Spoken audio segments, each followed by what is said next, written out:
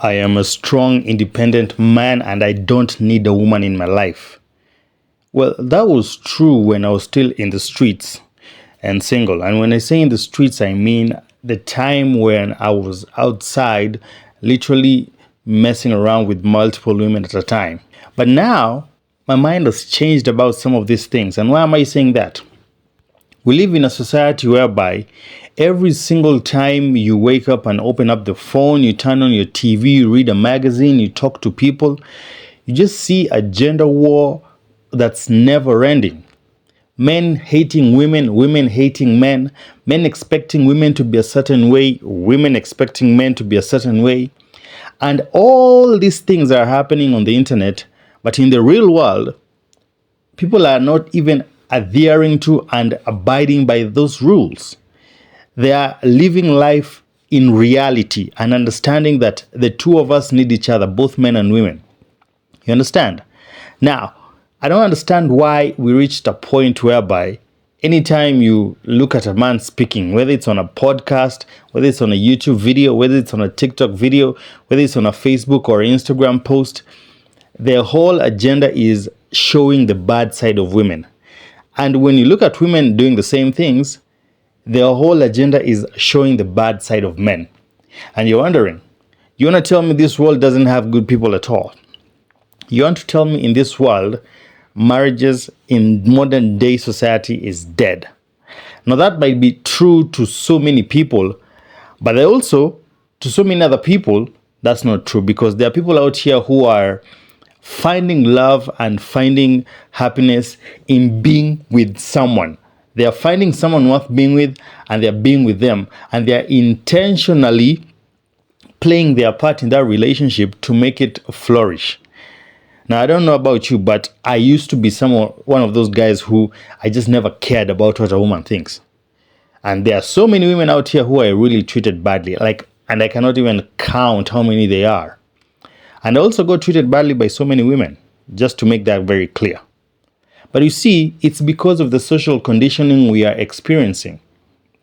Men are told to be this version of what a man is, and in that version, there is no sign of emotion or emotional intelligence involved. Women are told to be this type of a woman, and in that version of a woman, there's no sign of logic or someone who is of rational thinking involved. They want you as a woman to become somehow like a pet or a servant or someone who's like a yes man to you as a man. And you as a man, they want you to be a man who is capable of playing God in a woman's life by taking care of all of her problems. But you see, this world is not black and white.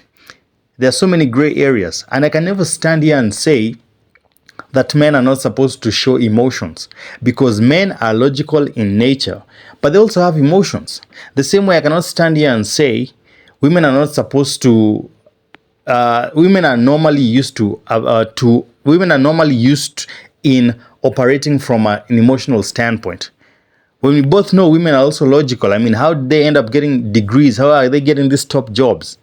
They're using their brains, right? And how are these men proposing to women? And how are these men taking care of kids? It's because they have emotions. They love these people. You understand? So for me, I want to subscribe out of that toxic mentality that we have created, that toxic narrative that you have created, where men are bad, women are bad, and you can never find good people out here. The truth is, anytime you open up your device, you're going to see negativity being spread. And if that's what you're consuming every single day, that's what you'll end up believing. And anytime you meet someone, you will automatically go into defense mode and start pinpointing out the negatives of that person, even without taking time to see the good side of them. Because all of us have a good side in us. But we never really see that. We always go and pick and choose what to attack, and we normally focus on the negatives of people. And of course, all of us have flaws. But are you going to be focusing on someone's flaws forever? And knowing very well you want this person in your life? Is that what you'll be looking at every single time you're dealing with them? Or will you try to accept them for who they are and try and see the best in them and try and help them become better? And I know we throw these terms around loosely like Barbara the Builder or Bob the Builder. Let me be very honest with you. Even if you're not going to build someone else, you're still going to build yourself. And the truth of the matter is, relationships are all about building each other up. It just makes no sense when you say you do not want to be Bob or Barbara the Builder, simply because you want a ready-made product. But let me tell you, any ready-made product had a builder behind it. And sometimes the builders come to collect because you never paid any attention. You were never there when this person was being molded into who they are right now. You don't know the process. You just found a ready-made product and you took it. But you have no idea what it took for that person to get to where they are. And until you go through that process, you'll never truly appreciate the people you have. Because even for you as a person, you are building yourself every single day. And when you get someone in your life, you will want them to pour into you. What do you think pouring into you means? It means you're building them up.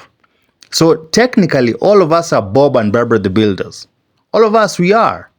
Because when you meet someone you really want to have in your life, you will eventually pour into them. You will want to see the best in them. You will want to bring out the best version of themselves. You just got a good deal. Who's the first person you're going to share that news with? It's that one person you're putting in your house and that one person you've put in your life as the closest human being to you. And normally, when you reach a certain age, the closest person to you is usually your spouse.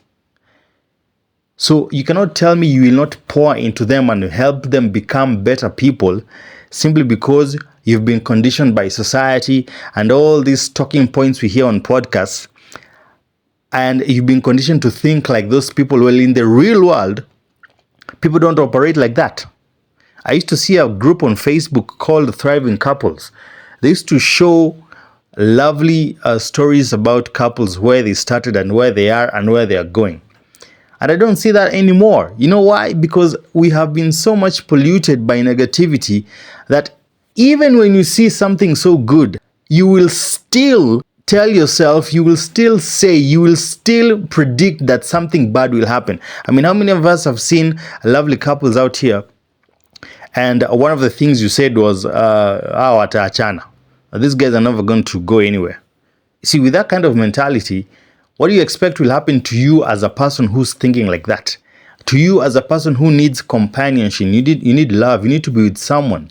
Do you think you will ever find someone like that to be with when already you have made up your mind to think in a negative direction? It's never going to happen.